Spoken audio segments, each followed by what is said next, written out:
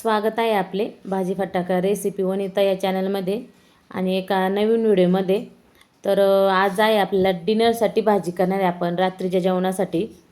तर इथे घेतलेली आहे पालकाची भाजी।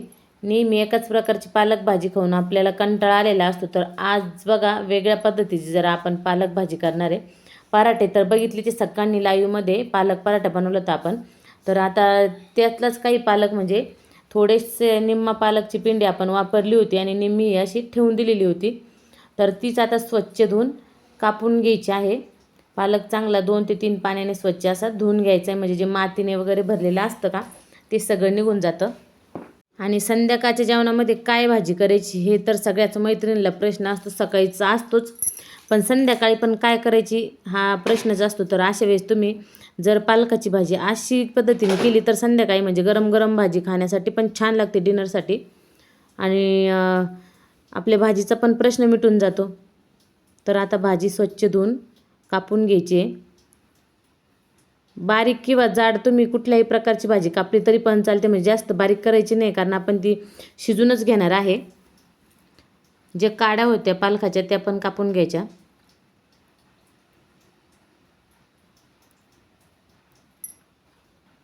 पालक खाण्याचे फायदे तर सगळ्यांनाच माहीत आहे, खूप असे प्रोटीन्स विटॅमिन्स आहे पालकमध्ये। तर आता पालक कढईमध्ये घालून 1 ग्लास इतकं पाणी टाकायचं आहे त्याच्यामध्ये। पालकाला मुळातच पाणी राहतं त्यामुळे जास्त पाणी घालायचं नाही। तर पहा आता झाकण ठेवून 5 मिनिटासाठी पालक शिजून घेतला आहे चांगला।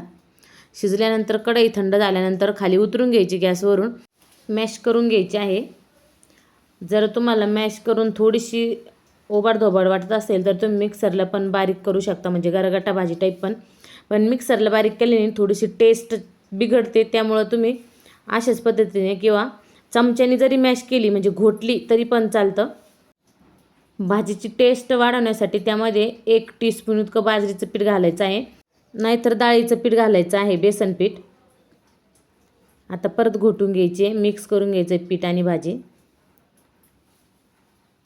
तर भाजी घोटून झाली आहे, फोडणीची तयारी करायची। फोडणीसाठी तर शेंगदाण्याचा कूट केलेला आहे, अर्धा वाटीला पण कमी कूट केलेला आहे शेंगदाण्याचं भाजलेल्या। त्यानंतर लसणाच्या 5-6 पाकळ्या सोलून घ्यायच्या आहे, लसणाचे तुकडे करून ठेवायचे आहे, तयारी करून ठेवायची आहे।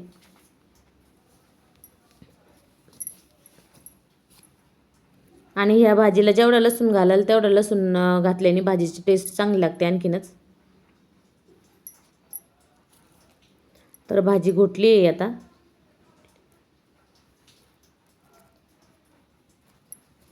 गॅसवरती कढई ठेवून त्यामध्ये 2 चमचे तेल घालायचं, तुकडे केलेलं लसूण घालायचं आहे, जिरे मोहरी घालायची। भाजीचा व्हिडिओ आधी पण आपल्या चॅनलवरती टाकलेला आहे, पालक भाजीचा गरगटा भाजी, तो पण व्हिडिओ तुम्ही पाहू शकता चॅनलवरती जाऊन। तर लसूण लालसर झाल्यानंतर जिरे मोहरी घालायची, तडतडू द्यायचं आहे जिरे मोहरी पण।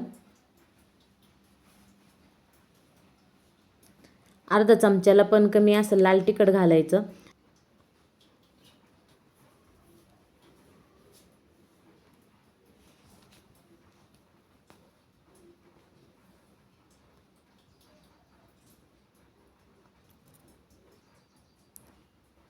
कांदा लसूण मसाला अर्धा चमचा, आणि आता घोटलेली भाजी घालून घ्यायची आहे कढईमध्ये।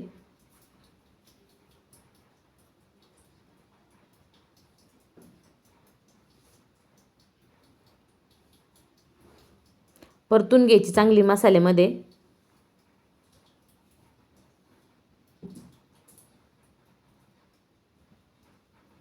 1-2 मिनिटासाठी चांगली परतून घ्यायची मसाल्यामध्ये।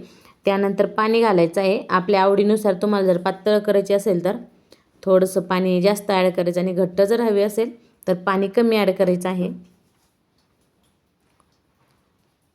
तर मी इथं साधारण 1 तांब्या पाणी घातलं आहे, आणि 4 टीस्पून इतका शेंगदाण्याचा कूट घालायचा आहे।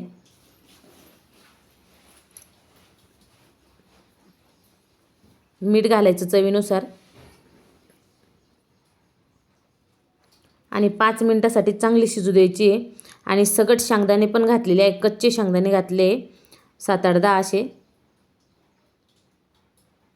5 मिनिटानंतर भाजी शिजली आहे. आता एका डिशमध्ये काढून घ्यायची. आता चांगली भाजी शिजून घ्यायची मसाल्यामध्ये 5 मिनिटासाठी तरी शिजून आहे आपली पालक भाजी. तर इथे संध्याकाळी गरमागरम अशी पालक भाजी आणि बाजरीची किंवा ज्वारीची भाकरी यासोबत तुम्ही खाऊ शकता किंवा भात पण खाऊ शकता. खरोखर अप्रतिम लागते, भाताबरोबर पण चांगली लागते पालक भाजी. तर व्हिडिओ आवडल्यास लाईक करा, शेअर करा, चॅनलला सबस्क्राईब करायला विसरू नका. कशी वाटली पालकाची भाजी कमेंटमध्ये पण सांगा. चला तर भेटूया पुढच्या व्हिडिओमध्ये. धन्यवाद.